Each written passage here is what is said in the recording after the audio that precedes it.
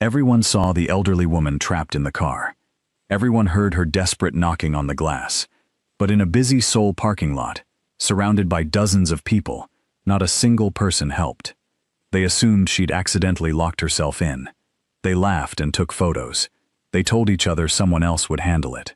Meanwhile, the temperature inside that car climbed past 40 degrees, and the woman's breathing became weaker with every passing second. Nasirian, a Tanzanian widow who worked at a nearby supermarket, was the only one who recognized the emergency for what it was. She called for help. She begged the crowd to do something. When they refused, she picked up an emergency hammer and made a split-second decision that would cost 8 million won in damages.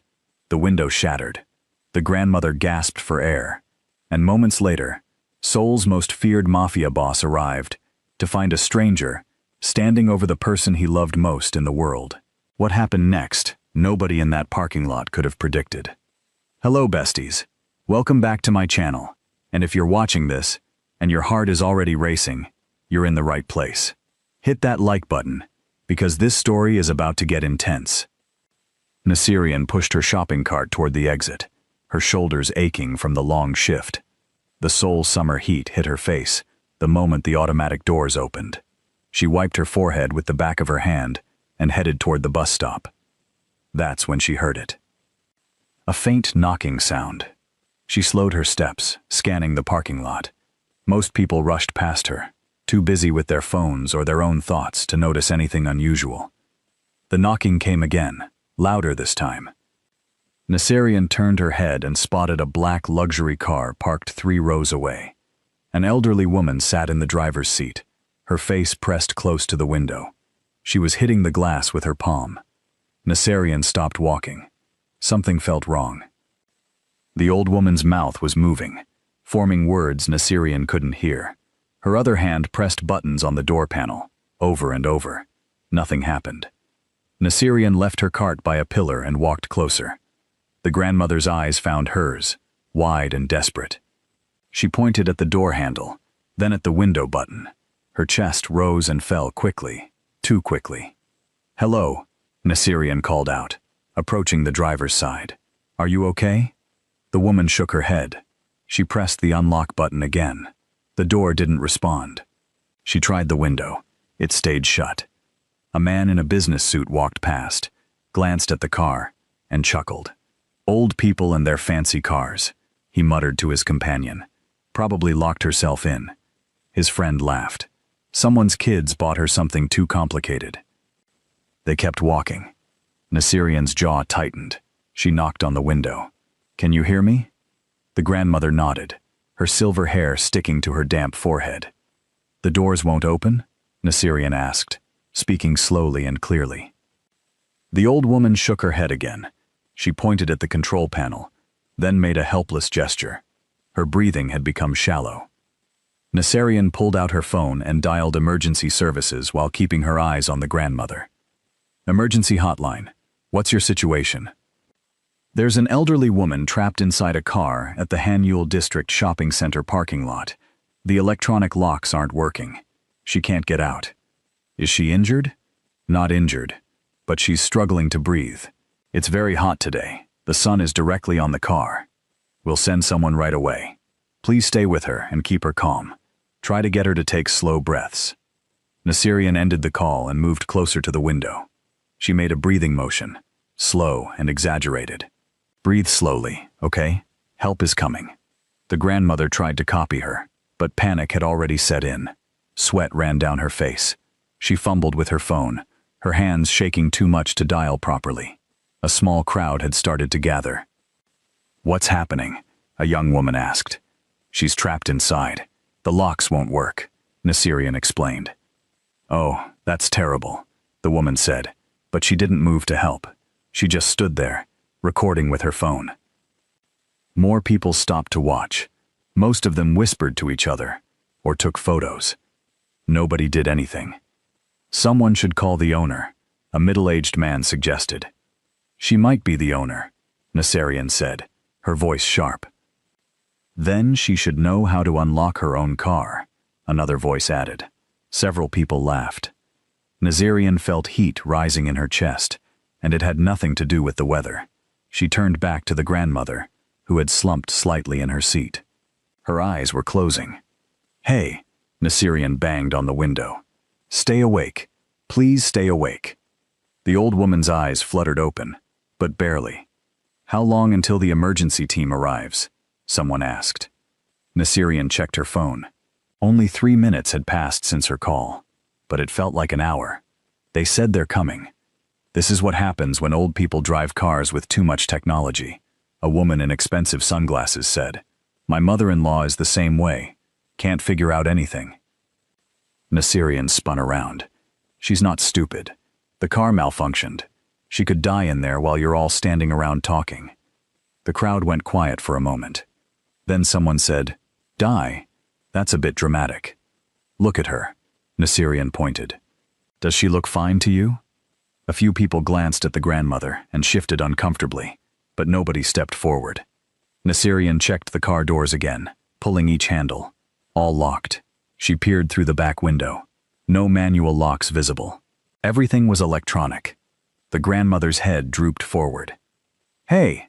Nazarian slammed her palm against the glass. "Don't close your eyes." No response. Panic shot through Nazarian's veins like ice water. She looked around wildly. "Does anyone have something to break the window?" The crowd backed up. "Are you crazy?" the woman in sunglasses said. "Do you know what kind of car that is?" "I don't care what kind of car it is. You'll have to pay for the damage." "Then I'll pay for it." "That window probably costs more than you make in 6 months, a man said. "Just wait for the professionals." Nazarian looked at the grandmother again. Her lips had a bluish tint. Time slowed down. Nazarian's mind raced through options. Emergency services could be another 10 minutes, maybe 15 in Seoul traffic. The grandmother didn't have 15 minutes. She scanned the parking lot and spotted a delivery truck 2 rows over. The driver was unloading boxes. Nazarian ran toward him. "Excuse me, do you have anything in your truck? Tools, maybe?" The driver, a man in his 50s, frowned. "Why?" "There's an emergency. An old woman is trapped in a car, and she's dying." He followed her gaze to the crowd around the black sedan. "The locks are stuck?" "Yes, and nobody's helping. Please, do you have anything?" He hesitated, then reached into his truck and pulled out a small emergency hammer with a pointed metal tip. "This is for breaking car windows in emergencies. You sure about this?" Nazarian grabbed it. "Thank you." She ran back to the car. The crowd had grown larger. Everyone watching like this was some kind of street performance. "Don't do it," someone warned. "You're going to get arrested." "That's private property," another added. "She's dying," Nazarian shouted. Her hands shook as she positioned the hammer near the rear passenger window, away from where the grandmother sat. "This is insane," the woman in sunglasses said. "Someone stop her." But nobody moved to stop her.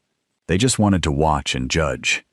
Nazarian thought of her late husband, how he'd always told her that doing the right thing was more important than doing the easy thing. She thought of her own grandmother back in Tanzania, how she'd feel if strangers stood by and watched her suffer. She swung the hammer. The window exploded into tiny pieces, the safety glass crumbling into pebbles rather than sharp shards. The alarm started blaring immediately, a piercing sound that made everyone jump. Nazarian dropped the hammer and reached through the broken window, unlocking the door from the inside. She pulled it open, and a wave of heat poured out. It had to be over 40 degrees inside that car. The grandmother was barely conscious. "Help me," Nazarian called out. This time, a few people actually moved. The delivery driver appeared at her side, and together they carefully helped the elderly woman out of the car. They guided her to a shaded area and sat her down on the curb. Someone finally had the sense to bring water. The grandmother's breathing was ragged, her skin pale and clammy. Nazarian sat beside her, holding her hand. "You're safe now," Nazarian said softly. "Just breathe." The old woman's fingers squeezed hers weakly. The alarm continued to wail. People had their phones out, some calling, others still recording. "The police are definitely coming now," someone muttered. Nasirian didn't care. The grandmother was alive. That was all that mattered. But then something changed in the crowd's energy. People started backing away, their expressions shifting from curious to nervous. Nasirian heard the engines before she saw them. 3 black SUVs turned into the parking lot, moving fast. They stopped in a semicircle around the broken car, and men in dark suits poured out. Not 2 or 3 men, at least a dozen. The crowd scattered like birds.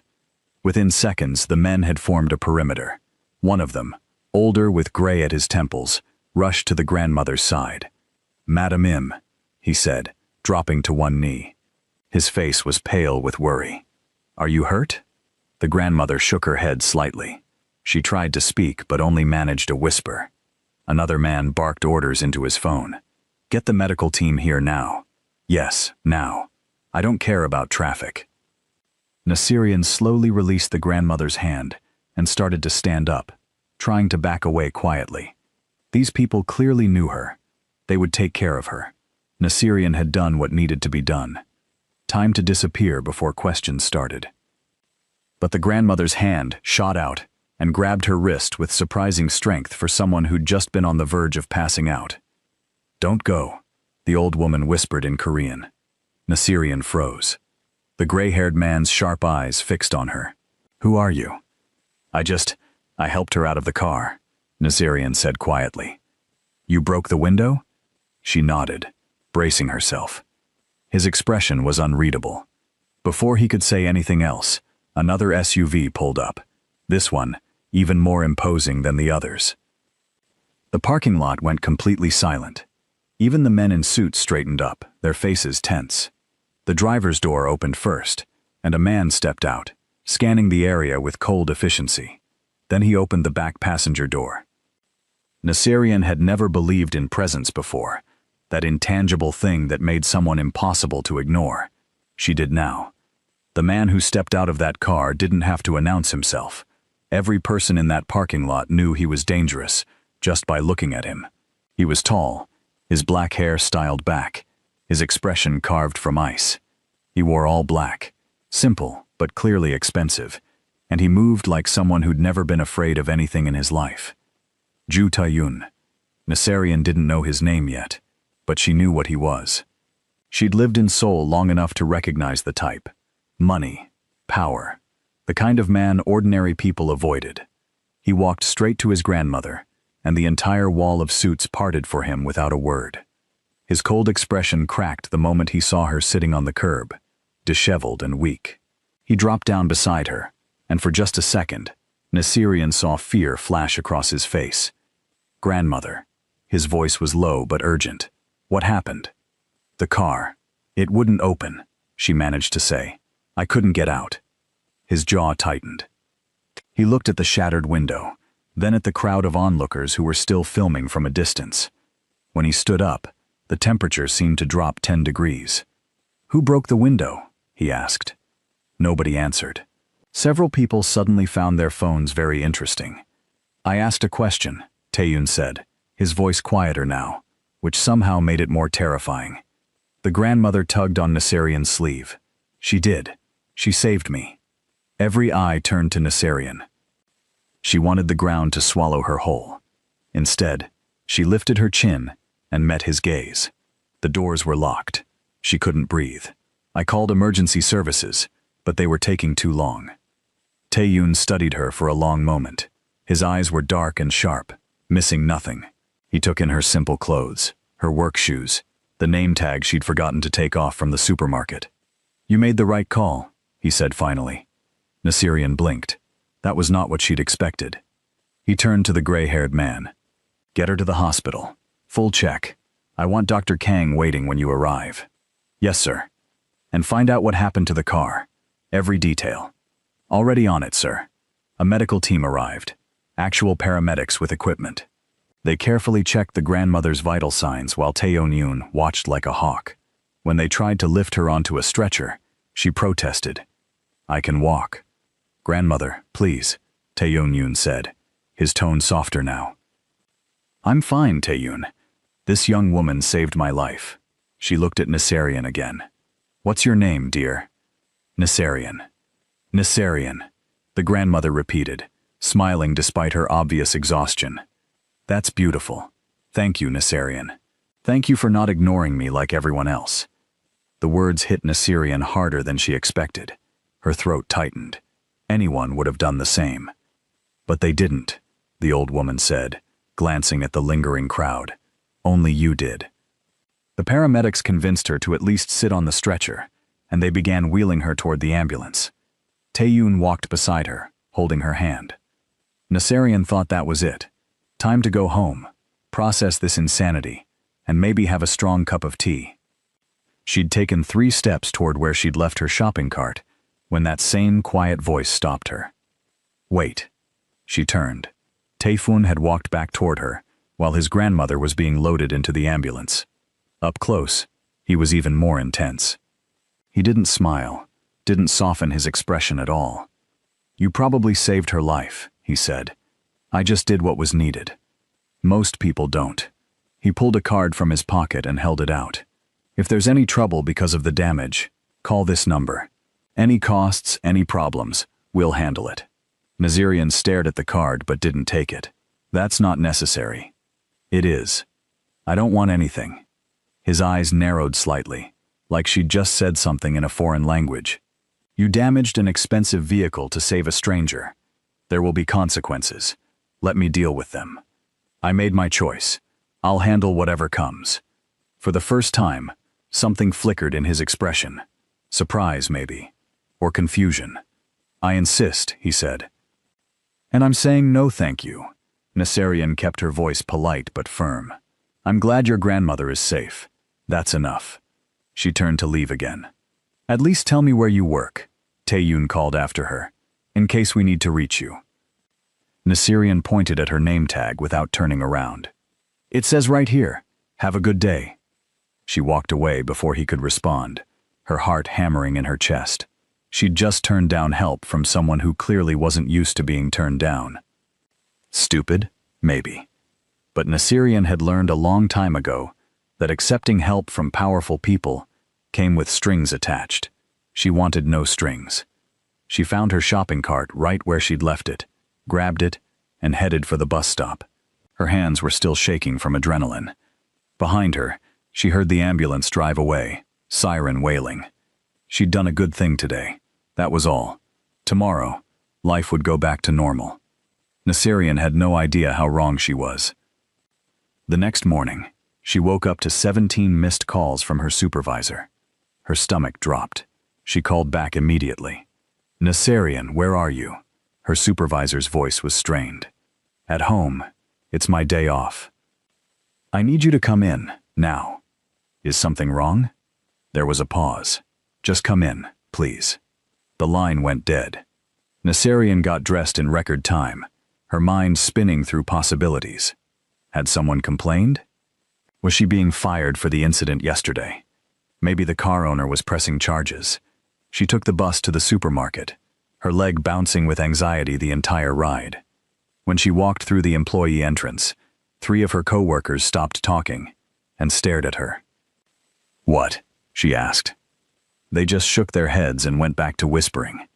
Her supervisor's office door was open. He waved her in frantically, then closed it behind her. Mr. Han, what's going on? He ran his hand through his thinning hair. Naserian, I need you to tell me exactly what happened yesterday in the parking lot. Her chest tightened. I helped an elderly woman who was trapped in her car. By breaking the window. Yes. Do you know who that woman was? An old lady who needed help. Mr. Han pulled up something on his computer and turned the screen toward her. It was a news article. The headline read, Mystery Woman Saves Prominent Seoul Matriarch in Dramatic Rescue. There was a photo, grainy but clear enough. Naserian, mid-swing with the hammer. Another photo showed her sitting with the grandmother, holding her hand. This is everywhere, Mr. Han said. Every news site, social media, everywhere. People are calling you a hero. Naserian's mouth went dry. I didn't do it for attention. I know. But there's more. He clicked to another tab. Someone tracked down where you work. We've had reporters calling since 6 this morning. And then, an hour ago, we got a delivery. A delivery? He pointed to the corner of his office. Nasirian turned and her eyes went wide. Stacked neatly against the wall were at least 20 boxes wrapped in expensive paper with silk ribbons. What is all that? Gifts. For you. From the Im family. The who? Im Tae-yoon's family. You really don't know who he is? Nasirian shook her head slowly. Mr. Han sat down heavily. He runs half the nightlife in Seoul. Restaurants, clubs, hotels. Some say other things too. Things people don't talk about openly. He's very powerful, very dangerous, and very, very rich. The room felt smaller suddenly. His grandmother is Im Soon-hee. She's basically Seoul royalty. Old money, old family, major influence, and you saved her life. I just broke a window. You broke a window that nobody else had the courage to break. Mr. Han leaned forward. Nasirian, this is serious. These people don't forget debts. What did Ju Tae-yoon say to you yesterday? He offered to help if there was any trouble. I said no.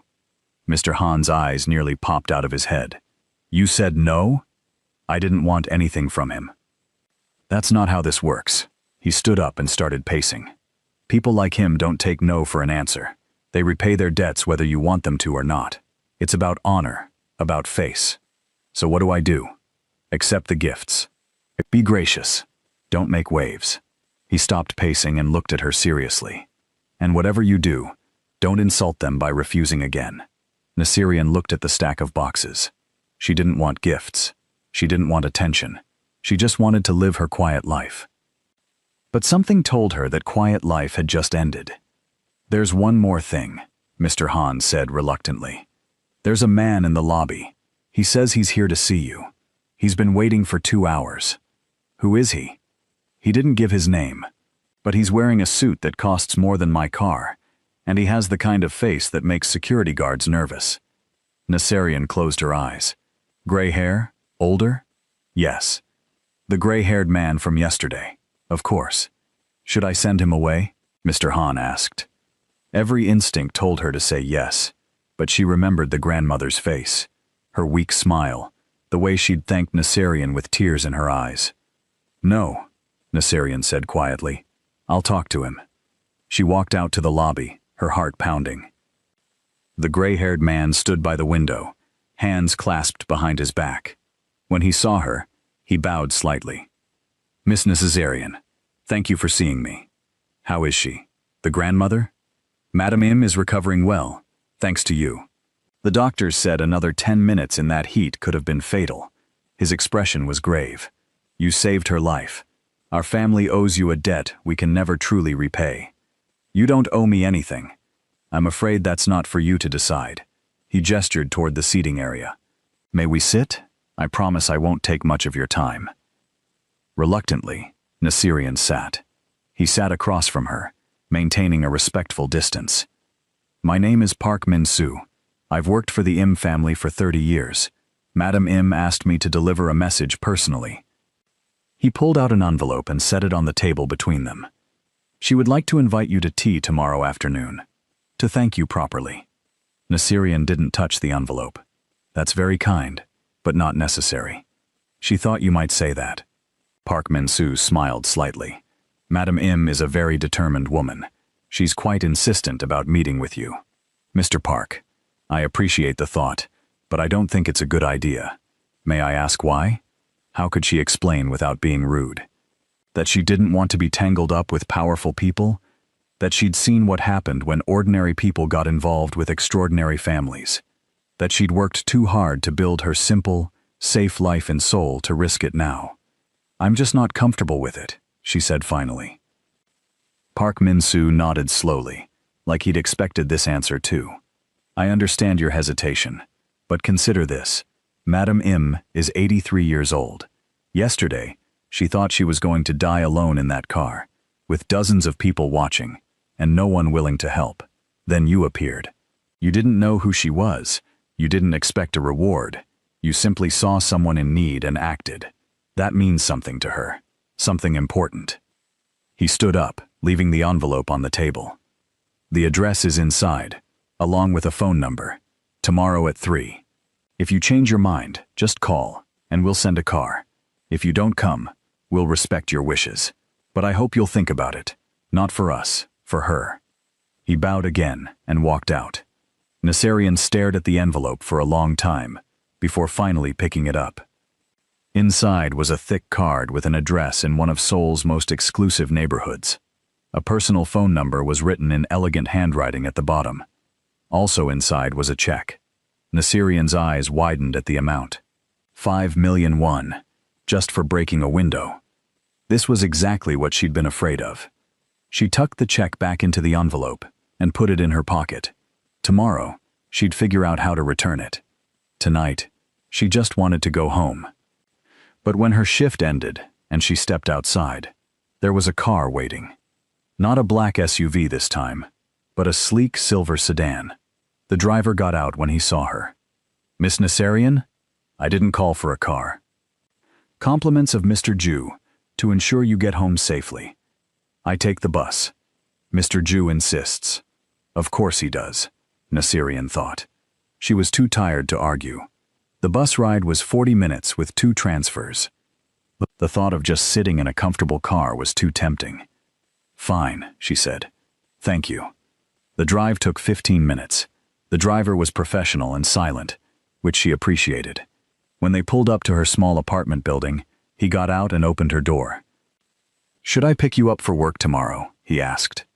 "No, that's okay," Mr. Ju said to offer. "The option is available whenever you need it. Please tell Mr. Ju I appreciate his concern, but I'm fine on my own."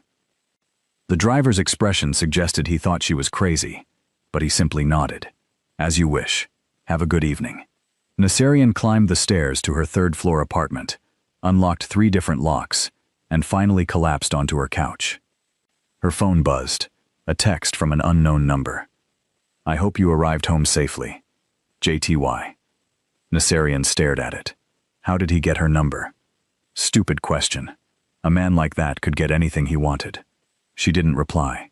Instead, she made herself dinner, took a long shower, and tried to pretend that her life wasn't about to get very complicated.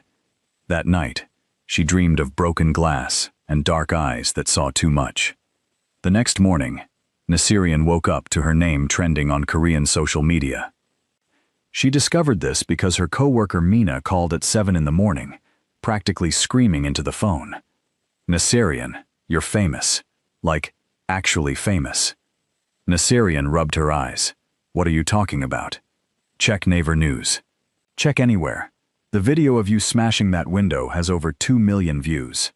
"That's not possible." "It's very possible. Someone made you a fan page. They're calling you the Angel of Seoul." Naserian hung up and immediately searched her name. Mina was right. The video was everywhere, along with speculation about who she was, where she was from, why she'd helped when nobody else would. Most comments were positive. Some called her brave. Others said she was kind. A few pointed out that she was African and praised her for representing her community well.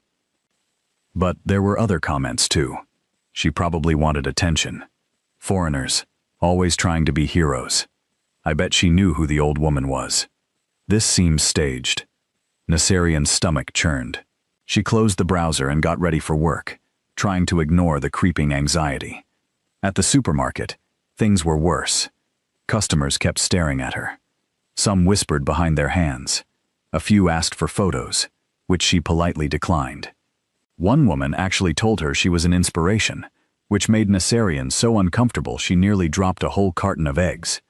During her lunch break, she sat in the employee room alone, grateful for the quiet. The door opened. Her manager, Mr. Han, poked his head in. "Someone's here to see you again." Naserian's appetite vanished. The same man from yesterday? No. Different. Younger. He's waiting in my office. The way Mr. Han said it made Naserian's pulse quicken.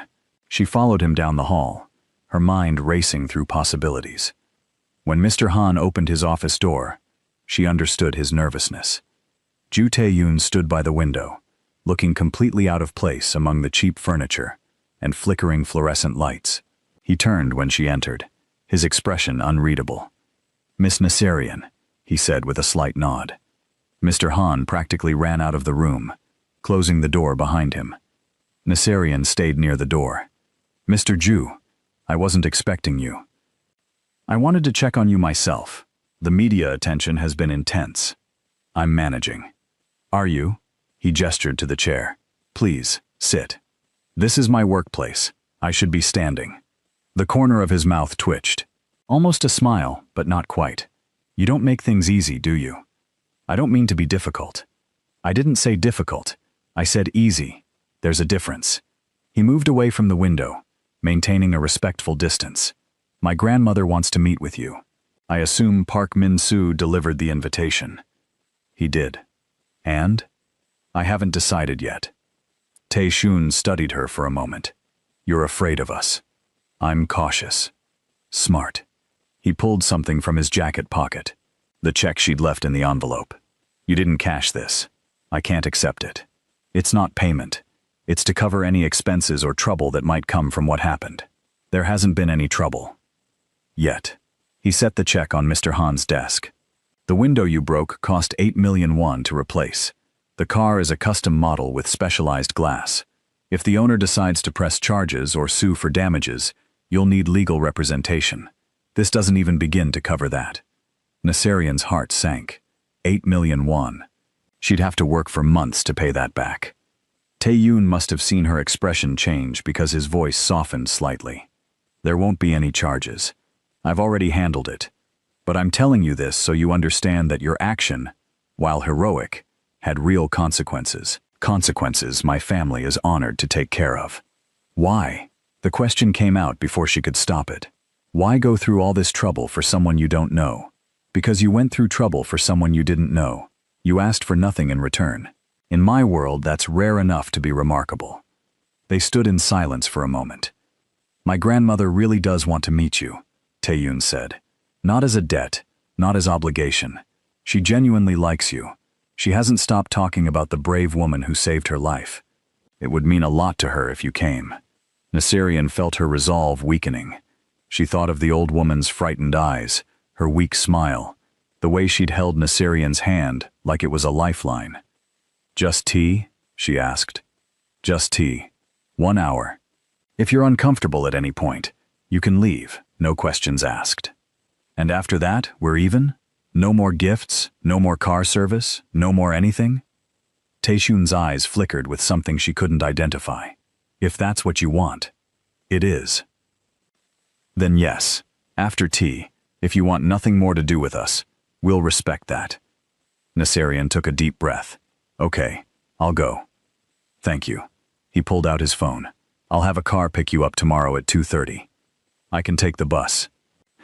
The address is in Seongbuk-dong. The bus route takes 90 minutes with 3 transfers. The car takes 20 minutes. He looked up from his phone. This isn't about showing off.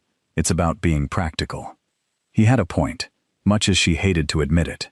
Fine, she said. 2:30. I'll send you the details. He moved toward the door, then paused. For what it's worth, I'm glad you said yes. My grandmother hasn't been this excited about anything in years. Then he was gone, leaving only the faint scent of expensive cologne and Nasserian's racing thoughts. She picked up the check from the desk and stared at it. 5 million won. More money than she'd ever held at once. Slowly, she tore it into pieces and threw it in the trash. If she was doing this, she was doing it on her own terms. The rest of the day crawled by.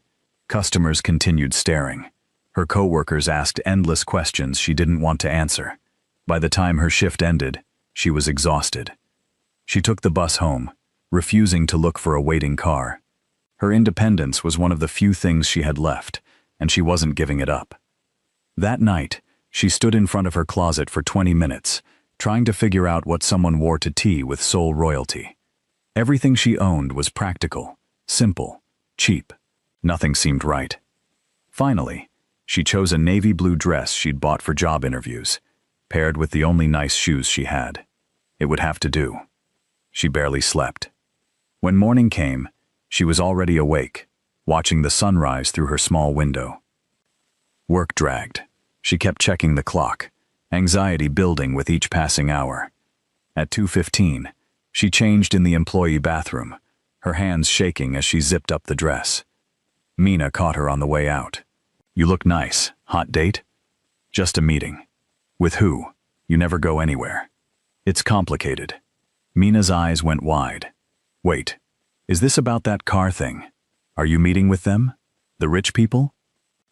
Nasirian didn't answer, which was answer enough. "Oh my God, tell me everything later. Every single detail." At exactly 2:30, a silver car pulled up outside. Not the same driver from before, but a woman this time, middle-aged with kind eyes. "Miss Nasirian? I'm Mrs. Lee. I'll be taking you to Madam Im's residence." The drive through Seoul was surreal. They left the crowded streets Nasirian knew and entered neighborhoods where walls hid sprawling properties and security cameras watched every corner. Mrs. Lee pulled through a gate that opened automatically, revealing a traditional Korean house that looked like it belonged in a historical drama. Beautiful tile roofs, wooden beams, a garden that probably required a full-time staff. Nasirian's courage nearly failed. Mrs. Lee must have sensed it, because she said gently, "Madam Im is one of the kindest people you'll ever meet. There's nothing to worry about." Park Min-soo waited at the entrance. He bowed when Nasirian stepped out of the car. "Miss Nasirian, welcome. Madam Im is in the garden." "Please, follow me." They walked through the house, and despite her nerves, Nasirian couldn't help noticing the beautiful artwork on the walls, the traditional furniture mixed with modern pieces, the way everything felt both elegant and lived in. The garden was even more stunning. Carefully pruned trees, a small pond with koi fish, stone paths that wound between flowering plants. And there, sitting at a low table under a pavilion, was the grandmother. She looked completely different from the frightened, disheveled woman in the car. Today she wore a beautiful hanbok in soft lavender, her silver hair neatly arranged. Her face lit up when she saw Nasirian. "You came," she said, her voice warm. "I'm so happy." Nasirian bowed, suddenly unsure of the proper etiquette. "Thank you for inviting me, Madam Im." "Please, sit. And call me grandmother. Everyone does." She gestured to the cushion across from her. Nasirian sat carefully, very aware that she probably looked ridiculous in her cheap dress. If grandmother noticed, she didn't show it. Instead, she poured tea with steady hands, a huge improvement from 3 days ago. "How are you feeling?" Nasirian asked. "Much better, thanks to you. The doctors said I was severely dehydrated, and my blood pressure was dangerously high. Another few minutes and I could have had a stroke." She slid a cup of tea across the table. "You saved my life, Nasirian. I will never forget that. I just did what anyone should have done. But nobody else did." Grandmother's eyes turned sad. "I was so scared in that car. I could see people watching, laughing even. I thought I was going to die while strangers took photos. Then I saw your face, and I knew someone finally understood." Nasirian's throat tightened. She sipped her tea to avoid having to speak. "Tell me about yourself," grandmother said, her tone brightening. "You're from Tanzania?" "Yes, I came to Seoul 5 years ago." "Do you have family here?" "No, my family is back home." "That must be lonely." Nasirian shrugged. "I'm used to it." Used to it and happy with it are different things. Grandmother smiled gently. "I know something about loneliness. My husband passed away 15 years ago. My son and daughter-in-law died in an accident 10 years ago. Now it's just me and Taeyun. I'm sorry for your losses." "Thank you, dear. Loss is part of life, isn't it? We carry it and keep going." She refilled Nasirian's cup. "Is that why you're in Seoul? Running from loss or running toward something new?" The question caught Nasirian off guard. Nobody had ever asked her that so directly. "Both, maybe," she admitted quietly. Grandmother nodded knowingly. "The best journeys usually are." They talked for over an hour. Grandmother asked about Tanzania, about Nasirian's work, her life in Seoul. She shared stories about her own youth, about raising her grandson, about the changing city around them. Nasirian found herself relaxing, laughing even. Grandmother was funny and sharp, with opinions on everything from modern music to politics. She treated Nasirian like a guest, a friend, not like the help or a curiosity. My grandson speaks highly of you, grandmother said eventually. Naserian nearly choked on her tea. He barely knows me. He knows you rejected his money twice. That impressed him greatly. Most people in his life want something from him. You wanted nothing. It's refreshing. I just don't like feeling indebted. Neither does he, which is why this situation frustrates him so much. Grandmother's eyes twinkled. You saved the person he loves most in the world, and you won't let him thank you properly. It's driving him crazy. That's not my intention. I know. Which makes it even better. Grandmother laughed, a light sound that made her seem decades younger. You're good for him, I think. Before Naserian could figure out how to respond to that, footsteps approached. Taeyun appeared on the garden path, still dressed in all black, looking like he'd just come from a business meeting. His expression softened when he saw his grandmother. You're late, grandmother said, but there was no real complaint in her voice. Sorry, grandmother. Things ran long. His eyes shifted to Naserian. I hope I'm not interrupting. Not at all. Join us. We were just talking about you. He raised an eyebrow but sat down next to his grandmother. Park Min-soo appeared with another cup, then vanished again silently. If you're still watching, drop a comment and let me know which moment has been your favorite so far.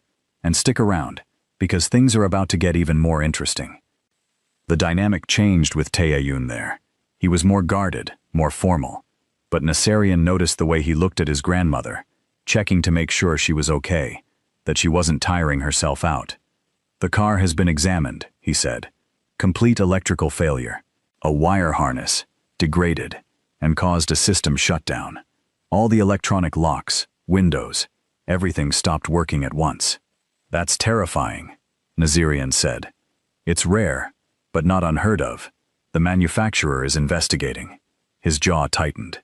If grandmother had been on the road instead of parked, it could have been much worse. But she wasn't, and I'm fine, grandmother said firmly. Thanks to Naserian, I'm perfectly fine. Taeyun looked at Naserian then, really looked at her. We can never thank you enough. You already have. This tea, this conversation, it's more than enough. Taeyun, Naserian was just telling me about her work at the supermarket, grandmother said. Did you know she speaks 4 languages? He shook his head, clearly interested despite himself. Naserian felt her cheeks warm. It's not that impressive. Swahili and English from home, Korean from living here, and a little Japanese from school. That's very impressive, Taeyun said. How did you end up in Seoul? It was the question she'd been dreading. The real answer was too complicated, too painful. I needed a fresh start, she said simply. Something in his eyes suggested he understood there was more to the story, but he didn't push. They talked for another 30 minutes. Grandmother did most of the talking, sharing embarrassing stories about Taeyun as a child. He endured it with patience that suggested this was normal, but Naserian caught him suppressing a smile more than once. When she finally said she should go, grandmother's face fell. So soon? I have work early tomorrow. Of course. Grandmother reached across the table and took Naserian's hand. Will you come again, please? It's been so lovely having you here. Naserian hesitated. She'd promised herself this would be a one-time thing, but looking at grandmother's hopeful face, she couldn't say no. Maybe, she said carefully, if time allows. I'll take it. Grandmother squeezed her hand. Thank you for humoring an old woman. It was my pleasure, really. Taeyun stood when she did. I'll walk you out. They left grandmother in the garden and walked through the house in silence. At the door, Naserian expected him to say goodbye and send her off with Mrs. Lee. Instead, he said, I'm heading your direction. I'll drive you. That's not necessary.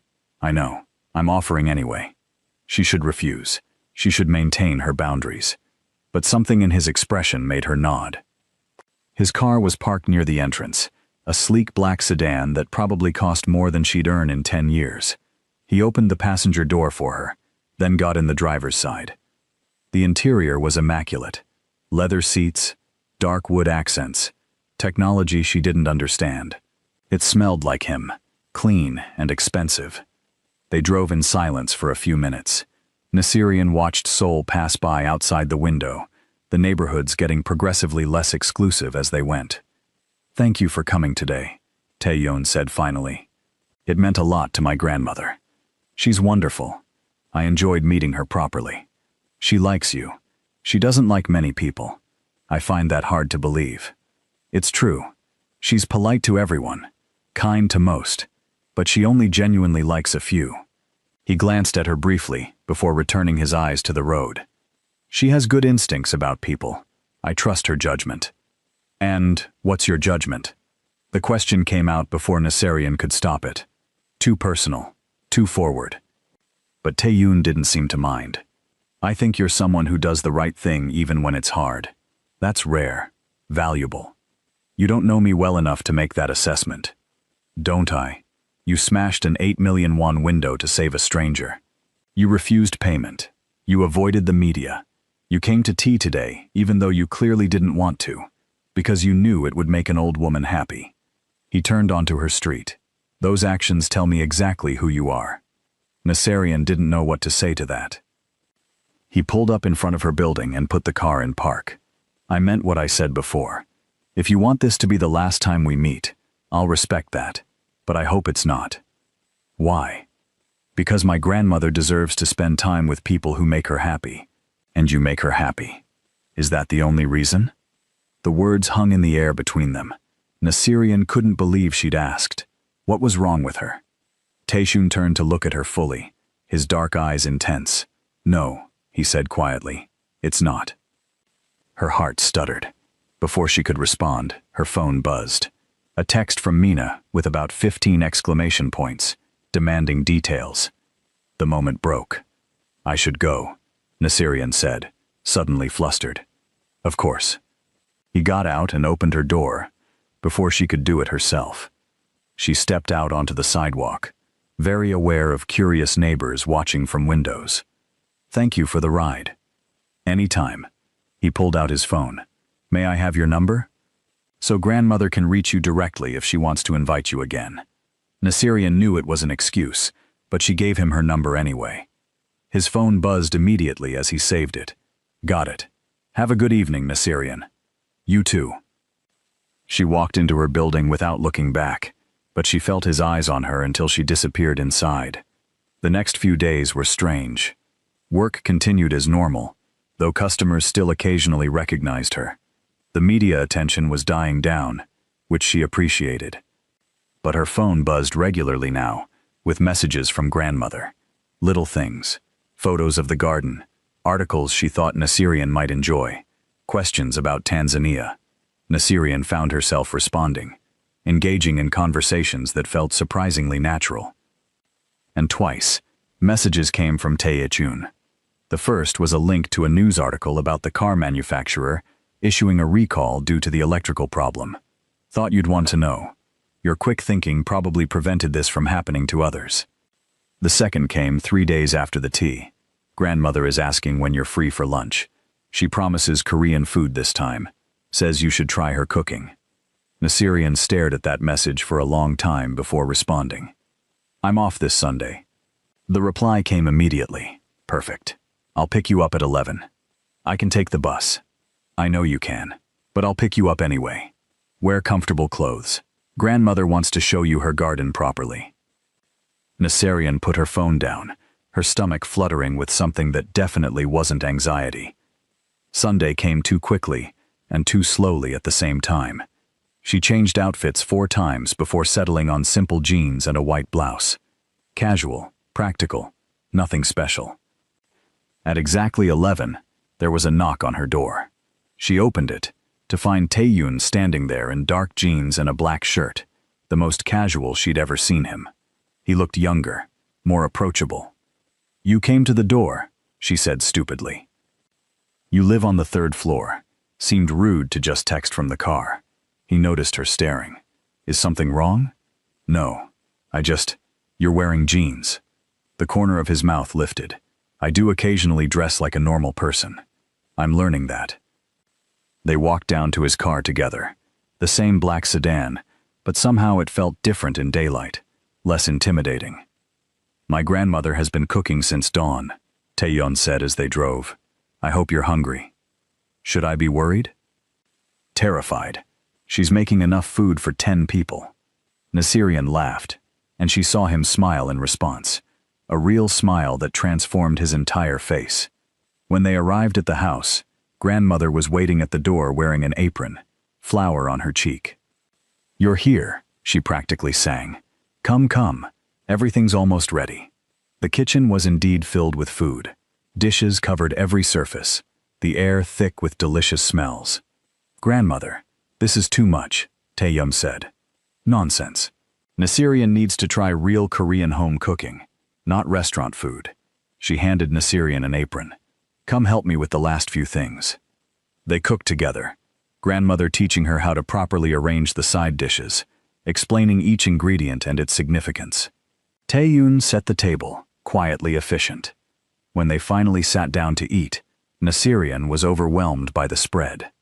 I don't know where to start. Start anywhere, grandmother encouraged. Everything is made with love. They ate and talked for 2 hours. Grandmother told stories about old Seoul, about traditions that were disappearing. Taeyeon added his own memories, surprising Nasirian with his dry humor. After lunch, grandmother insisted on showing Nasirian the garden properly.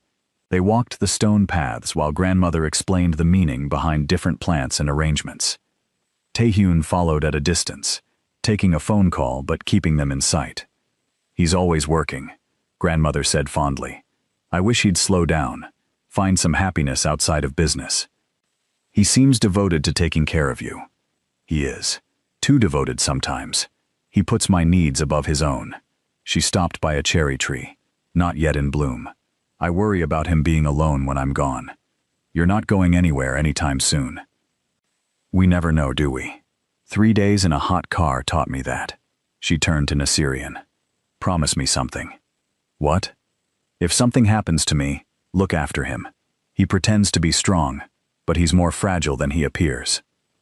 Grandmother, I barely know him. You will. She patted Nasirian's hand. I have a feeling about you two. Before Nasirian could respond to that cryptic statement, Taeyeon appeared, his expression tense. Grandmother, I need to take care of something. It shouldn't take long. Is everything all right? Grandmother's face creased with concern. Just business. Nothing to worry about. He looked at Nasirian. I hate to ask, but could you stay with her for an hour? I don't like leaving her alone, and the staff has the day off. Of course, Nasirian said. Relief flashed across his face. Thank you. I'll be back as soon as I can. He left quickly, and Nasirian caught a glimpse of the other side of his life, the dangerous side that required urgent exits and tense phone calls. Grandmother seemed unbothered. Let's have tea in the pavilion. I want to show you my photo albums. The next hour was lovely. Grandmother shared pictures from her youth, her wedding, her children growing up, baby Taeyeon, who'd been chubby and serious even then. He had a hard childhood, grandmother said quietly, showing a picture of young Taeyeon at maybe 10 years old, standing stiff and formal. Lost his parents too young, had to grow up too fast. Sometimes I think he forgot how to be happy. He seems happy with you. With me, yes, but I won't be here forever. I want him to have someone, a real connection. He keeps everyone at arm's length, even the women who throw themselves at him. She looked at Nasirian meaningfully. He needs someone who sees him, not his power or his money. Nasirian felt heat creep up her neck. Grandmother, I think you're getting the wrong idea about why I'm here. Am I? Her eyes twinkled. We'll see. Taeyeon returned 90 minutes later, looking tired. There was tension in his shoulders that hadn't been there before. Everything okay? Grandmother asked. Handled. He noticed their teacups. Sorry, I took longer than expected. We had a wonderful time, grandmother said. Didn't we, Nasirian? We did. Good. He checked his watch. I should get Nasirian home before it gets too late. They said their goodbyes, grandmother hugging Nasirian tightly and making her promise to come back soon. In the car, Taeyeon was quieter than usual. Nasirian watched the city lights begin to flicker on as evening approached. Bad day? she asked carefully. Nothing I couldn't handle.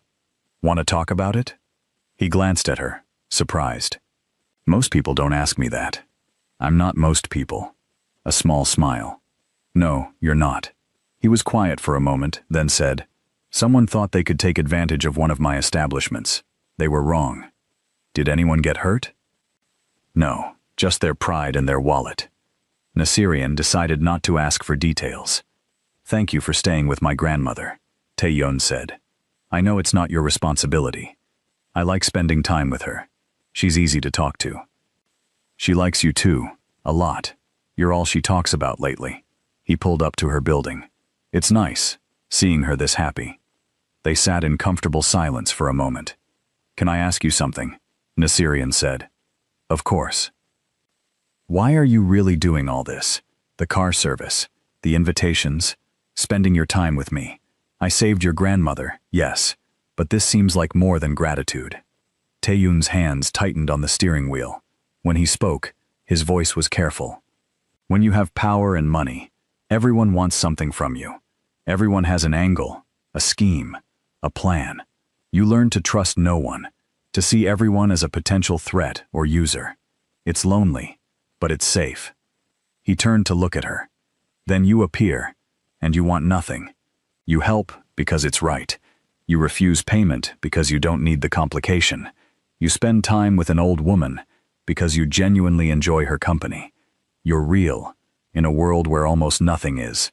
So yes, maybe this started as gratitude. But now, he paused. Now I just want to know you better. Nasirian's heart hammered in her chest. I'm not that special. I disagree. Taeyeon, I work at a supermarket. I live in a tiny apartment. I have no family here, no connections, no status. We live in completely different worlds. So this, whatever this is, it doesn't make sense. Most good things don't. He reached over and gently took her hand. His skin was warm, his grip firm but careful. I'm not asking for anything, Nasirian. I'm just asking you to keep having tea with my grandmother. Keep letting me drive you home sometimes. Keep being exactly who you are. That's all. She should pull her hand away. She should maintain distance, protect herself, remember all the reasons this was a bad idea. Instead, she squeezed his hand back. Okay, she whispered. His smile was bright enough to light up the car. Okay, he repeated. She pulled her hand back reluctantly and opened the door. Thank you for today. Thank you for making my grandmother smile like that. Nasirian got out, then leaned down to look at him through the open door. For what it's worth, I think you're more than your power, and money too.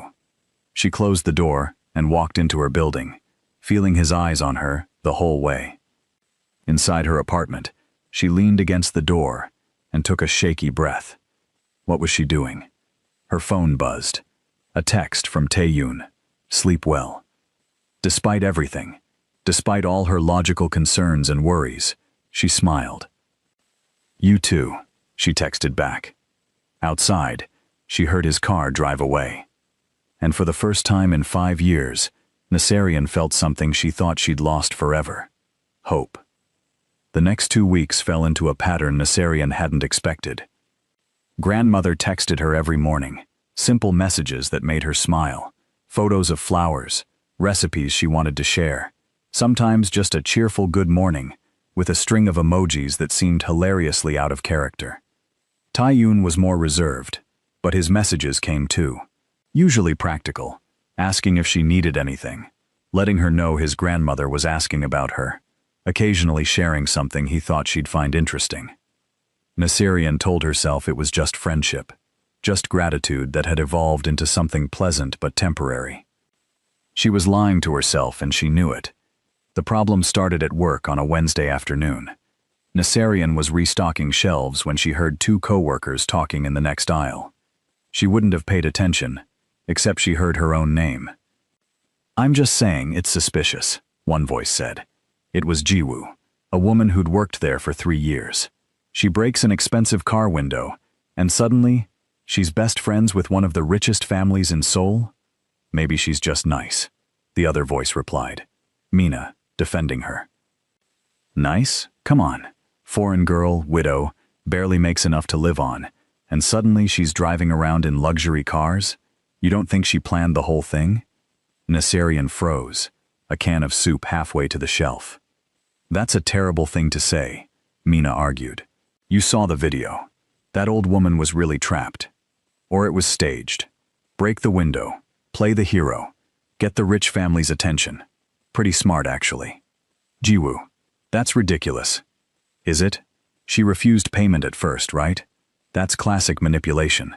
Refuse the money so they think you're genuine, then wait for bigger opportunities. I bet she's already got her hooks into that grandson. He's single, powerful, probably lonely. Easy target. Nasirian's hands shook. The soup can slipped from her fingers and hit the floor with a loud crash. The talking stopped. She picked up the can and walked around the aisle. Both women stared at her, Jiwoo's face flushing red.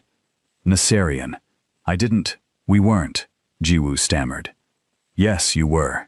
Nasirian kept her voice level, even though anger burned in her chest. You were accusing me of staging an emergency to trap a rich man. Just so we're clear. I didn't mean it like that. How did you mean it then? Jiwoo couldn't meet her eyes. People are just talking. You have to admit it looks strange. What looks strange? That I helped someone? Or that someone actually appreciated it? You're spending a lot of time with them. People notice. And that bothers you because… Jiwoo finally looked up, her expression defensive. Because some of us have worked here for years, struggling to make ends meet, following all the rules, and you show up and suddenly you're riding in fancy cars, and probably getting all kinds of benefits. It's not fair. Nasirian felt something cold settle in her stomach. You think I want this attention? You think I enjoy people I've never met, deciding who I am and what my intentions are? I helped an old woman who was dying. That's it. Everything else just happened. Sure it did, Jiwoo muttered. Mina grabbed Nasirian's arm.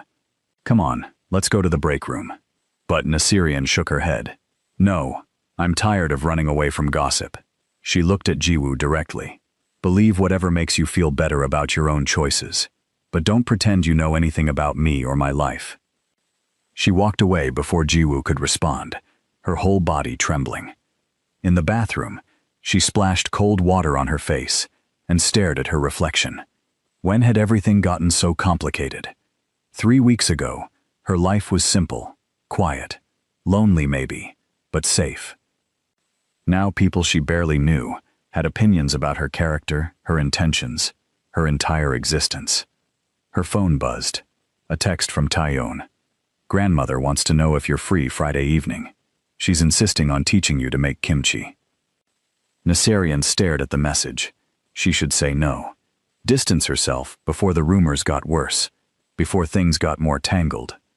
But the thought of disappointing grandmother, of cutting off the one source of genuine warmth she'd found in Seoul, made her chest ache. I'll be there, she typed back. The response came quickly. I'll pick you up at 6. She put her phone away and went back to work, ignoring the stares and whispers that followed her for the rest of the shift. That evening, she came home to find an envelope slipped under her door. Inside was a letter, handwritten in Korean. It took her a few minutes to work through the formal language, but the message was clear enough. Someone had filed a complaint with her building's management, claiming she was involved in illegal activities and bringing dangerous people to the residence. The management wanted to meet with her to discuss her lease. Nasirian sat on her couch, the letter shaking in her hands. This was getting out of control.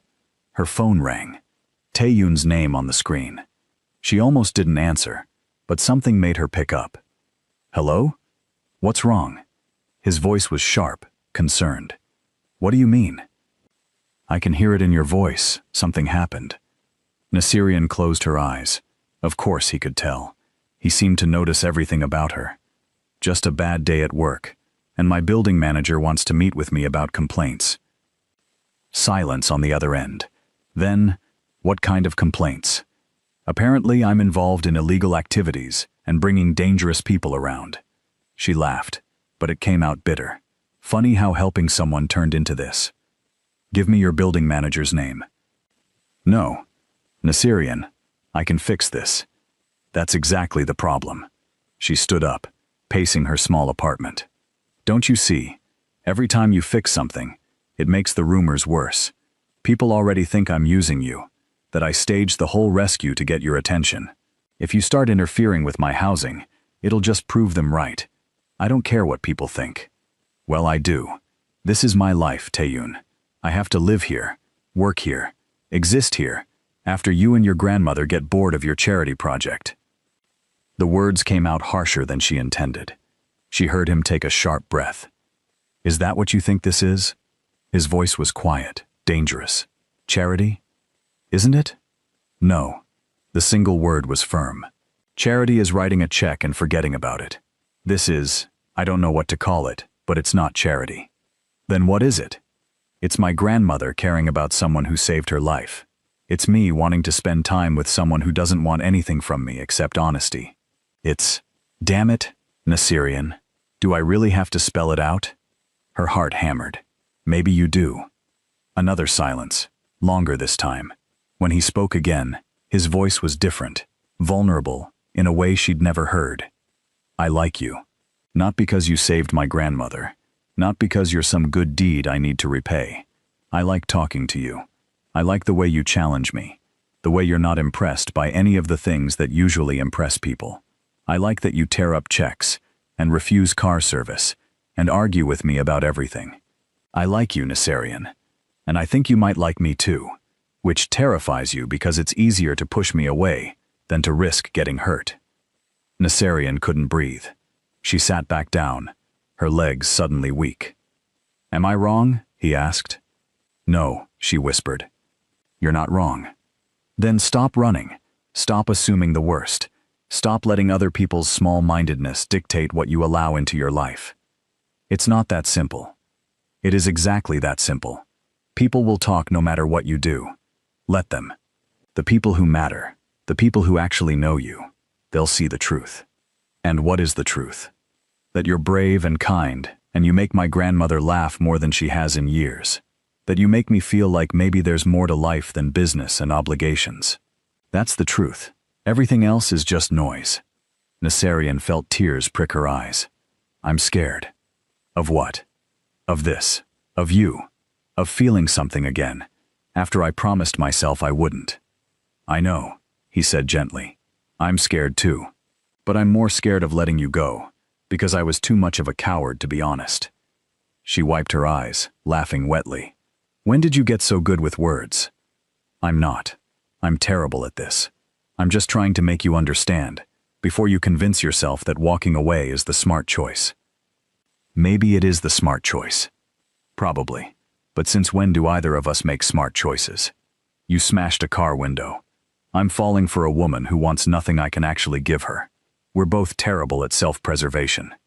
Nasirian's breath caught at the word falling. He'd said it so casually, like it didn't change everything. Taeyun. Come Friday, he said. Make kimchi with my grandmother. Let me drive you home. Give this, whatever this is, a real chance. If after that you still want distance, I'll respect it. But please, Nasirian, don't run because you're scared. You're braver than that.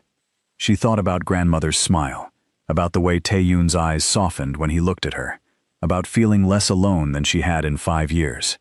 Okay, she said quietly. Friday. She heard his exhale of relief. Friday. I'll see you then. After they hung up, Nasirian sat in the dark for a long time, her phone still in her hand. She was in so much trouble. Friday came too fast. Nasirian changed clothes 3 times, finally settling on casual pants and a simple shirt. This was just kimchi making. Nothing special. Definitely not a date. She was still trying to convince herself of that when Tae-shun knocked on her door at exactly 6. He wore dark jeans and a gray sweater, his hair slightly messy, like he'd run his hands through it. He looked good, unfairly good.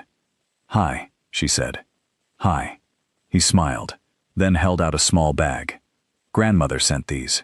Traditional rice cakes. She made them this morning. She didn't have to do that. Try telling her that. She's been cooking for 2 days straight. I think she's planning to feed you until you can't move. They walked to his car. and Nasirian noticed a couple from her building watching from their window. She lifted her chin and ignored them. In the car, Tae-yoon said, "I looked into the complaint at your building. I asked you not to. I know, I did it anyway. The complaint was anonymous, but the manager agreed it had no merit. You won't have any problems with your lease." Nasirian wanted to be angry at his interference, but mostly she just felt relieved. "Thank you. You're welcome." He glanced at her. "For what it's worth, I didn't threaten anyone or throw money around. I just had my lawyer send a letter clarifying that you're not involved in anything illegal, and that anonymous complaints without evidence are harassment." "You have a lawyer on speed dial?" "I have 3 lawyers on speed dial. Comes with the territory." She shook her head, smiling despite herself. "Your life is so weird," says the woman who's become internet famous for smashing a car window. "That's different." "How?" "I don't know. It just is." They argued playfully the rest of the drive, the tension from earlier in the week dissolving into something easier, lighter. Grandmother was waiting in the kitchen, surrounded by ingredients, mountains of cabbage, bowls of spices, jars of fermented paste. "You're here," she beamed, pulling Nasirian into a hug. "Good, good. We have so much work to do." The next 3 hours were chaos in the best way. Grandmother taught Nasirian how to salt the cabbage, mix the spice paste, fold everything together just right. Tae-yoon helped too, his expensive sweater protected by an apron that said, "Kiss the cook," in English. Nasirian couldn't stop laughing at the image of Seoul's most dangerous man, wearing that apron, while carefully arranging kimchi in jars. "What's so funny?" he asked. "Nothing.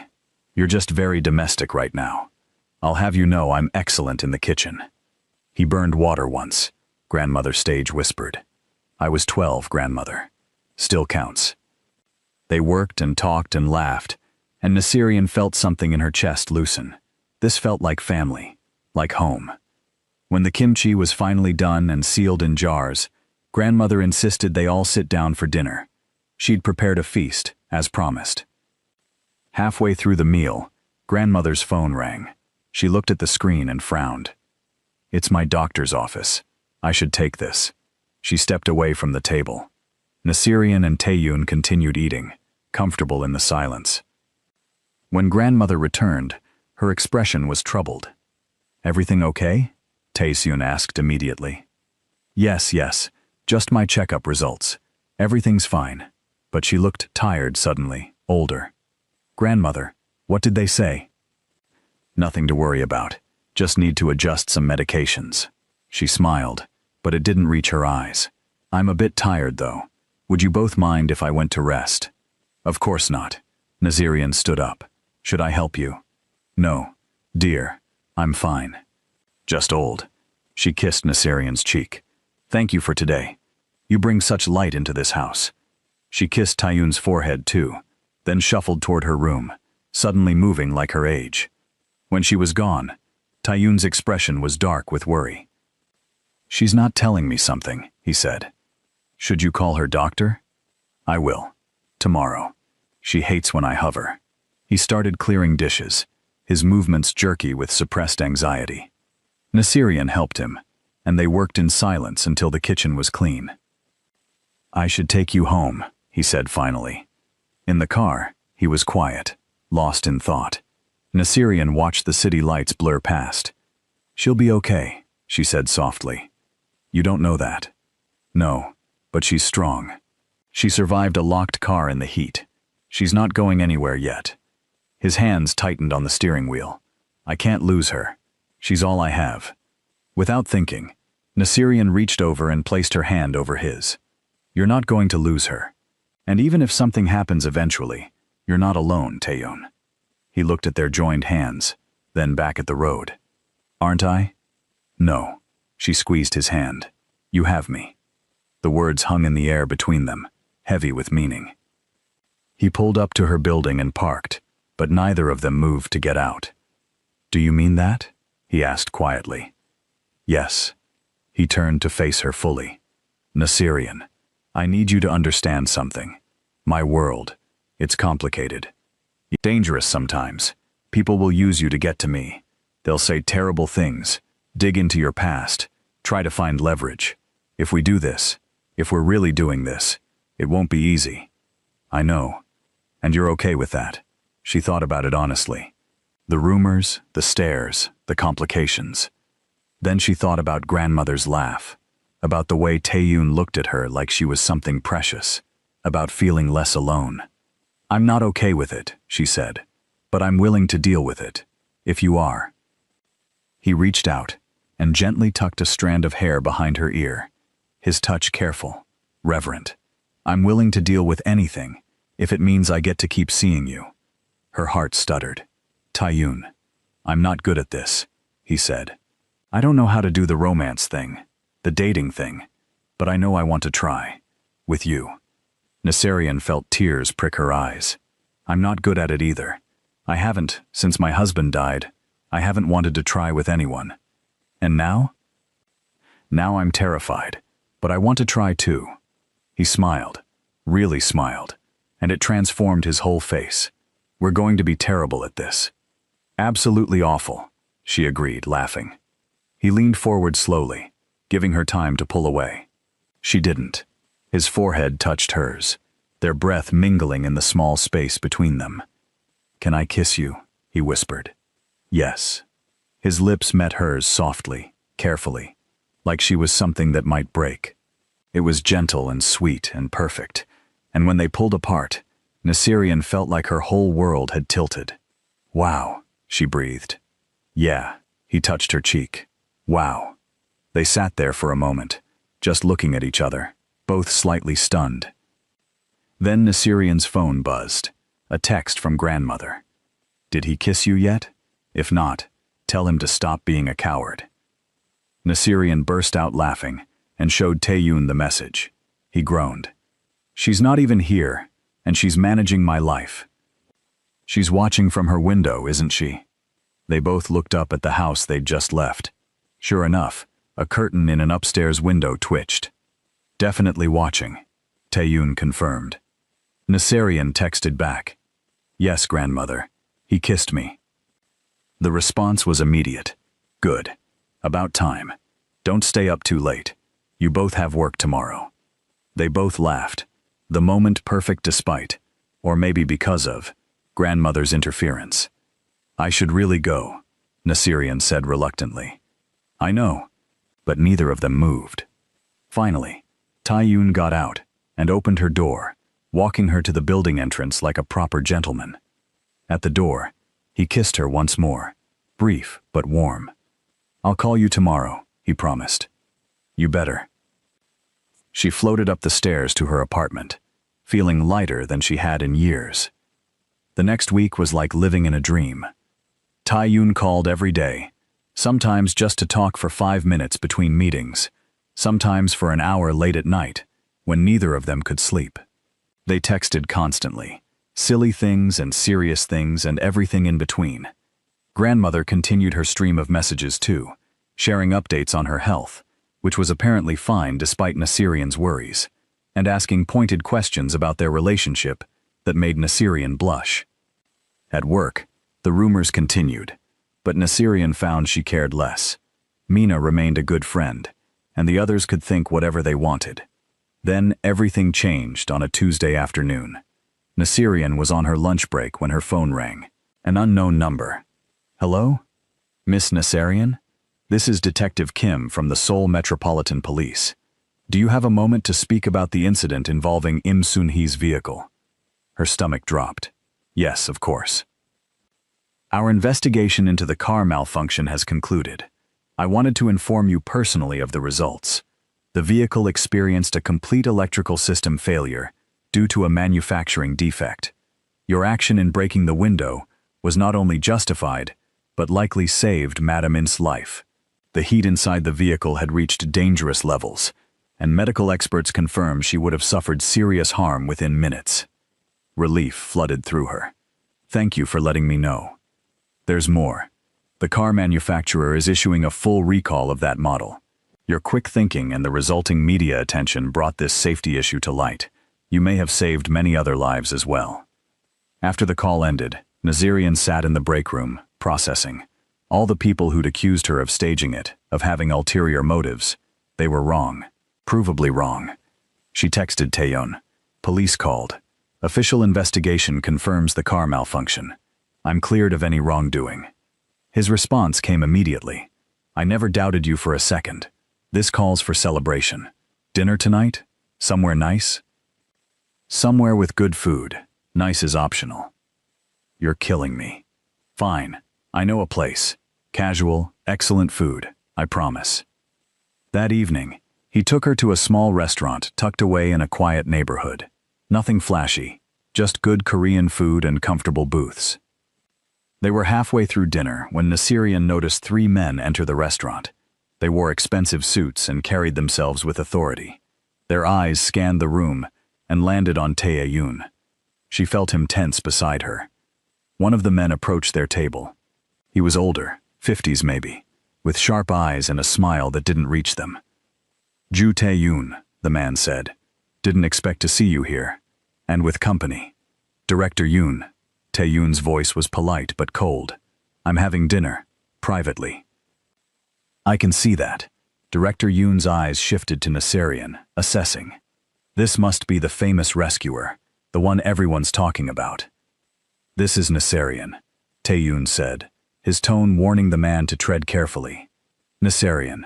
Director Yoon runs a competing business group. Pleasure, Nasirian said, though it clearly wasn't. The pleasure is mine. You've become quite the celebrity. Brave woman, breaking that window. Some might say suspiciously brave. Taeyeon's expression went dangerous. Careful. I'm just saying what others are thinking. Foreign woman, struggling financially, suddenly befriends one of Seoul's most powerful families. It's an interesting story. It's the truth, Nasirian said firmly. Believe it or don't. I don't really care. Director Yoon laughed. Spirit. I like that. But be careful, dear. The world Taeyeon lives in, it eats up people like you. Sweet, innocent, genuine. You'll be chewed up and spit out. That's enough. Taeyeon stood, his full height imposing. You've said your piece. Now leave. Just offering friendly advice to both of you. Director Yoon nodded at his companions, and they left, but not before casting one more calculating look at Nasirian. When they were gone, Taeyeon sat back down, his jaw clenched. I'm sorry about that. Who was he really? Someone who thinks the world is a game, and people are pieces to be played. He took her hand. He's trying to get to me through you. Make you doubt. Make you scared. Make you leave. Will there be more people like him? Probably. Nasirian nodded slowly. Okay. Okay? You warned me it would be complicated. I said I could handle it. I meant it. She squeezed his hand. I'm not going anywhere, just because some man in an expensive suit tries to intimidate me. Taeyeon's expression softened. You're amazing, you know that? I'm really not. I'm just stubborn. Same thing. They finished dinner, but the encounter had shifted the mood.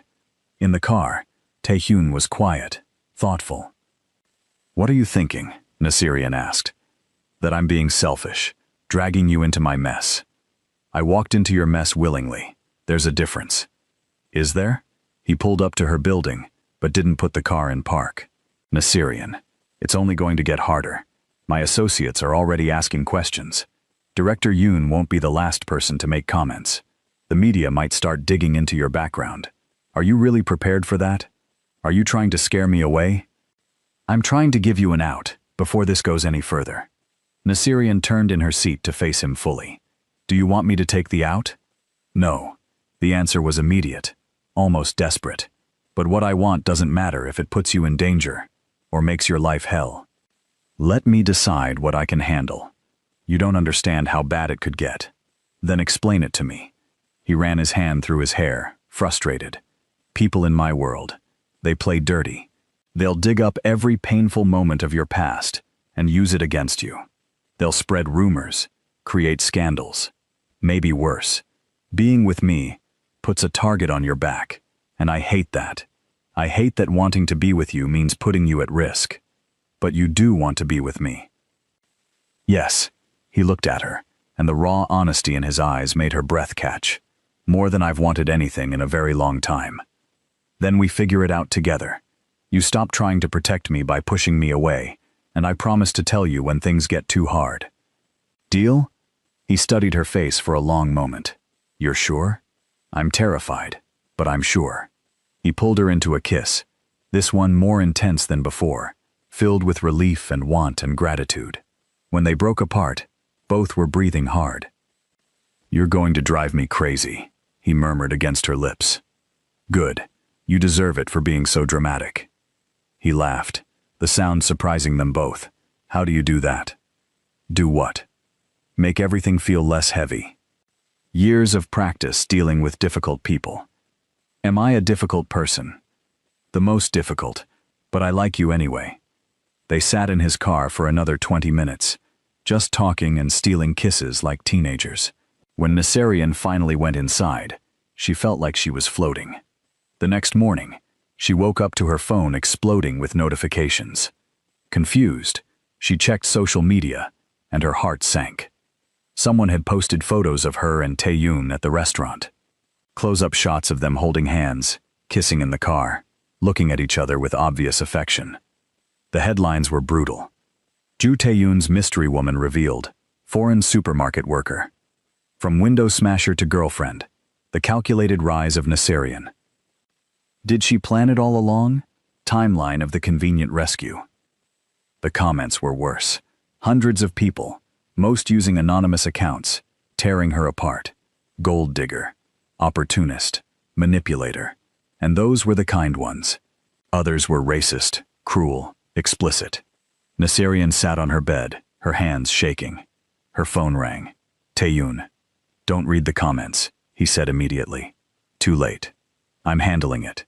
My team is already working on taking down the worst posts and tracking who leaked the photos. This is what you meant, isn't it? When you said it would get bad. Yes. And I'm sorry. I'm so sorry, Naserian. She took a shaky breath. What do we do? We ignore it. We keep living our lives. Eventually they'll get bored and move on to the next scandal. And if they don't? Silence. Then, do you want to stop seeing each other? We can stage a breakup, make it look mutual, get them off your back. Every logical part of Naserian's brain screamed yes. This was too much, too fast, too public. But then she thought about grandmother's smile, about Tae-yoon's laugh, about feeling like she belonged somewhere for the first time in 5 years. No, she said firmly. I don't want to stop. She heard his exhale of relief. Thank God.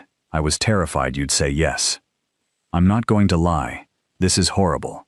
I hate every second of it. But I hate the thought of not seeing you more. I'll fix this, I promise. Don't do anything illegal. I would never do anything illegal, he said, and she could hear the smile in his voice. Tae-yoon, I'll be perfectly legal. Mostly. I'll see you tonight, okay? I'm not letting this keep us apart. After they hung up, Naserian forced herself to get ready for work. She held her head high walking into the supermarket, even though everyone stared. Mr. Han pulled her aside immediately. Naserian, maybe you should take a few days off. Let this blow over. Why? I didn't do anything wrong? I know, but the attention, it's not good for business. We've had reporters calling. Tell them no comment. I'm not hiding because people are gossiping. He looked uncomfortable, but nodded. Okay, but if it gets worse, we might need to reconsider. She worked her shift, ignoring the whispers. The phone cameras pointed at her, when customers thought she wasn't looking, the way some people avoided her aisle entirely. During her break, Mina sat with her. You okay? Mina asked. Not really, but I will be. For what it's worth, I think it's romantic. Powerful guy falls for regular girl. It's like a drama. It's a drama, all right, just not the fun kind. He must really like you to deal with all this publicity. Naserian thought about that. I think he does. And you like him? Yeah, I really do. Mina smiled. Then screw everyone else. Be happy. You deserve it. The words settled something in Naserian's chest. She did deserve happiness. and she wasn't going to let strangers on the internet take it from her. That evening, Tae-yoon picked her up from work. There were photographers waiting. "Ignore them," he said, his hand firm on her back as he guided her to the car. Questions were shouted at them. "Nazirian, did you know who Im Sun-hee was when you helped her? Mr. Ju, is this relationship serious? How long have you been dating? Is it true you're already living together?" Tae-yoon opened the car door for her, shielding her from the cameras. Once they were inside, he pulled away smoothly. "That was awful," Nazirian said. "It'll get better. They just want a reaction. When they don't get one, they'll lose interest." They drove to his grandmother's house, where she was waiting with tea and sympathy.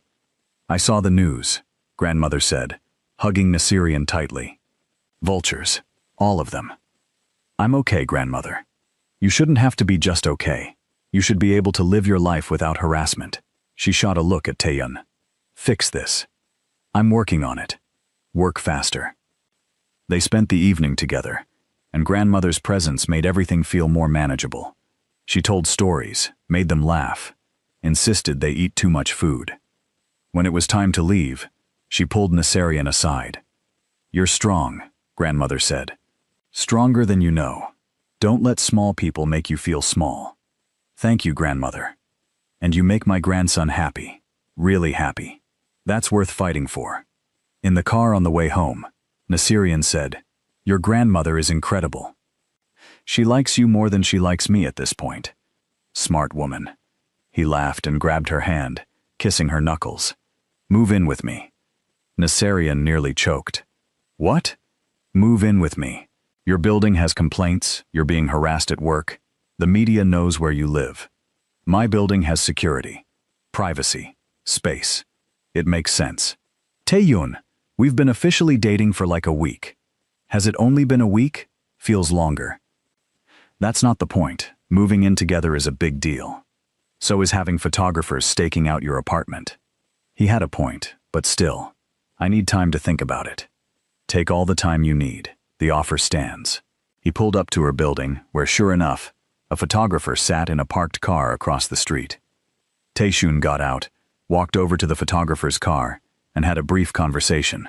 The photographer packed up his camera and drove away. "What did you say to him?" Nazirian asked when Tae-yoon returned. "That he had two choices: leave now and never come back, or I'd buy his employer's company and fire everyone. He chose wisely." "That's slightly terrifying. I prefer effective." He walked her to her door, kissed her goodnight, and waited until she was safely inside before leaving. Nazirian leaned against her door, her mind spinning. Move in with him? It was crazy. Too fast. Too much. But also, kind of made sense. She pushed the thought away for now. Too much to process after an already overwhelming day. The next week brought a surprising turn. The official investigation results were publicly released, completely exonerating Nazirian. Major news outlets ran stories about the car recall, about how her quick action had potentially saved lives beyond just grandmothers. Public opinion started to shift. Comment sections filled with people defending her, pointing out that she'd helped someone before knowing who they were, that the relationship came later. Nazirian's co-workers were less hostile. Mr. Han stopped looking at her like she was a liability. And then, on Friday, grandmother called her. "Nazirian, dear, I need your help with something." "Of course. What is it?" "I'm having a small gathering tomorrow evening. Just close friends. I'd like you to come, to meet people, as Tae-yoon's girlfriend." Nazirian's stomach flipped. "Grandmother, I don't know if I'm ready for that." "Which is exactly why you should do it. Rip off the bandage, as they say. These people will be part of your life. If you're serious about my grandson, might as well meet them sooner than later." She had a point. "Okay, I'll be there." "Wonderful. Tae-yoon will pick you up at 6. The next evening, Nazirian changed outfits 5 times before settling on a simple black dress.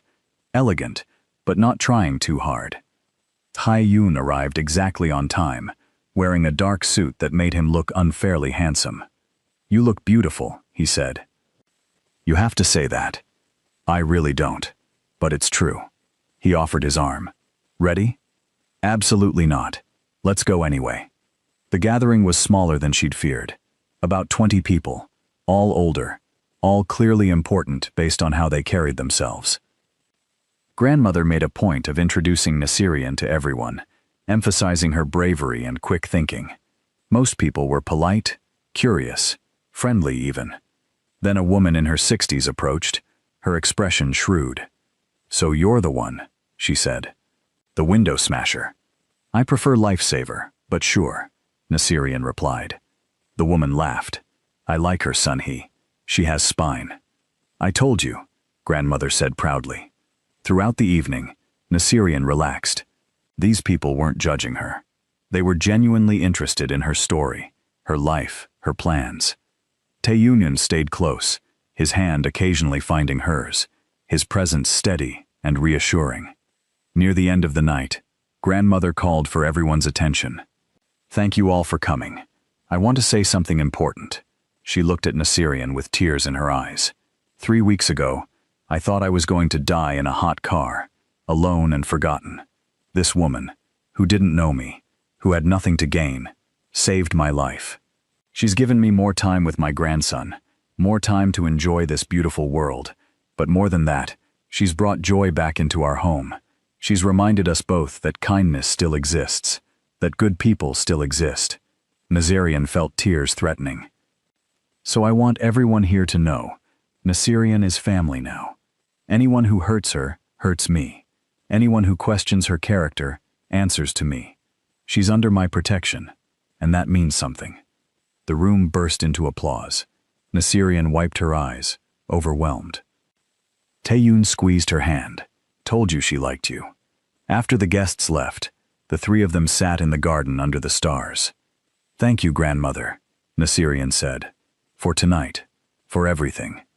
Thank you, dear girl. For saving my life, for making my stubborn grandson smile, for being exactly who you are." They sat in comfortable silence, and Nasirian felt something settle in her chest. Peace, belonging, home. Later, in the car, Taeyun said, "So about moving in?" "I've been thinking about it. And I think I need my own space still. But maybe we could, I don't know, spend more time together? Take it slow but steady?" He smiled. "I can work with slow but steady." "Yeah? Yeah. As long as at the end of the day, I get to be with you. I don't care how we get there." Nasirian leaned over and kissed him. "You're pretty great, you know that? You make me want to be great." Over the next month, they fell into a rhythm. Dinners together several times a week. Weekend mornings at grandmother's house. Late-night phone calls when work kept them apart. The media attention faded. New scandals took over the headlines. People moved on. Nasirian kept her job at the supermarket, partly because she needed the independence, partly because she'd learned that running from whispers gave them power. Taeyun introduced her to more of his world, the legitimate parts and, carefully, the complicated parts. She met his associates, learned the politics, understood the pressures. She didn't always like it, but she understood him better for seeing it. And grandmother, she became the anchor for both of them, the reminder that family wasn't just blood, it was choice. It was showing up. It was love in action. 3 months after the incident, Nasirian stood in grandmother's garden, watching the cherry blossoms bloom. Taeyun wrapped his arms around her from behind, resting his chin on her shoulder. "What are you thinking about?" he asked. "How one decision changed everything. If I'd walked past that car, if I'd listened to the crowd, if I'd been too scared to break the window. But you didn't. You were brave when it mattered." "I was terrified. Courage isn't not being scared. It's being scared and doing the right thing anyway." He turned her to face him. "You saved my grandmother's life. You saved mine too, in a different way. That's dramatic. It's true. Before you, I was just going through motions. Now I'm actually living." Nasirian touched his face. "I love you." It was the first time she'd said it. His eyes widened, then filled with such joy it made her chest ache. "I love you too. So much." They kissed under the cherry blossoms, and Nasirian felt happiness bloom in her chest like flowers in spring. From the house, Grandmother watched them through the window, a smile on her face. She'd known from the moment she saw Nazarian's determined face through the car window that this woman was special, that she was exactly what Taechun needed. Sometimes the worst moments lead to the best outcomes. Sometimes being trapped leads to freedom. Sometimes breaking something is the only way to fix what's truly broken. Grandmother turned away from the window, content. Her family was complete again. And it had all started with a broken window and a brave heart. If this story touched your heart, if you felt the butterflies and the hope, do me a favor. Hit that subscribe button and share this with someone who needs to remember that one brave choice can change everything. Thank you for watching. And remember, sometimes the best things in life come from the moments when we choose courage over comfort. See you in the next story.